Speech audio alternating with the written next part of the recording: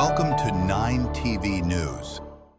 సూళ్లూరుపేటలోని holy cross junction వద్ద వాహన ప్రమాదాలు పెరుగుతుండటంతో ఎమ్మెల్యే విజయశ్రీ గట్టి చర్యలు తీసుకుంటున్నారు. హెల్మెట్ లేకుండా వాహనం నడపడం అనేది జీవితం పట్ల ప్రమాదకరం అని ఆమె హెచ్చరిస్తున్నారు. రాంగ్ రూట్లో ప్రయాణించేవారిపై పోలీసులు కఠినమైన నిఘా ఉంచనున్నారని, ఈ జంక్షన్ వద్ద ప్రమాదాలకు శాశ్వత పరిష్కారం తీసుకురావాలని ఆమె హామీ ఇచ్చారు.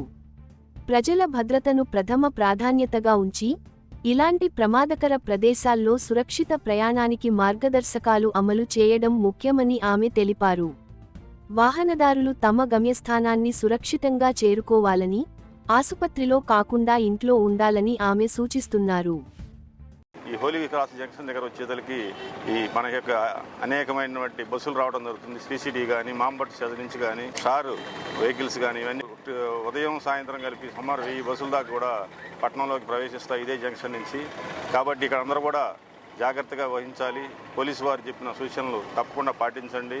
ఇక్కడ యాక్సిడెంట్ జరిగేదాని మీద తరచుగా ఎమ్మెల్యే గారు కూడా మమ్మల్ని పిలిచి జాగ్రత్తలు తీసుకోమని ఈ విధంగా ఈ మధ్య డిఎస్పీ గారు, ఎమ్మెల్యే గారు సూచనల మేరకు డిఎస్పీ గారు, నేను అందరూ వచ్చి ఇక్కడ హైవే వాళ్ళతో మాట్లాడి టౌన్లో వచ్చేదానికి రైట్ సైడ్ డివైడర్ లాగా ప్లాస్టిక్ ఫోమ్తో పెట్టడం జరిగింది.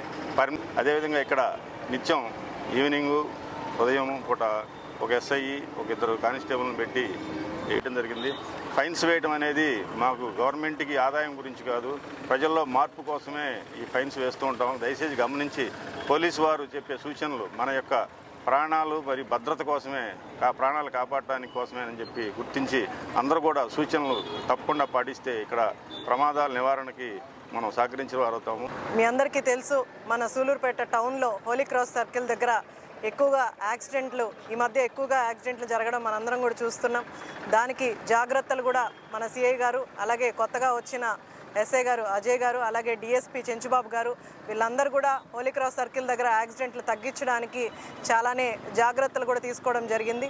దాంట్లో సిఐ గారు ఈరోజు ఎక్స్ప్లెయిన్ చేయడం జరిగింది. కొన్ని అండర్పాస్ బ్రిడ్జ్ కానీ, అంటే ఏవైతే 2 వీలర్ వెహికల్స్ ఉన్నాయో అవన్నీ కూడా అటువైపు డైవర్ట్ చేస్తే వీలైనంత వరకు యాక్సిడెంట్స్ తగ్గుతాయని, కొన్ని లైట్స్ అవన్నీ కూడా పెట్టించడం జరుగుతుంది. ఒక ప్రాణం అన్నది చాలా ఇంపార్టెంట్.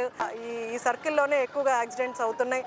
దానికి కారణం వెహికల్స్ ఓవర్ స్పీడ్. ఇది హైవే అవ్వడం వల్ల ఎక్కువ కొంచెం లారీస్ కానీ, బస్సులు కానీ ఇవన్నీ కూడా ఓవర్ స్పీడ్లో వస్తున్నాయి.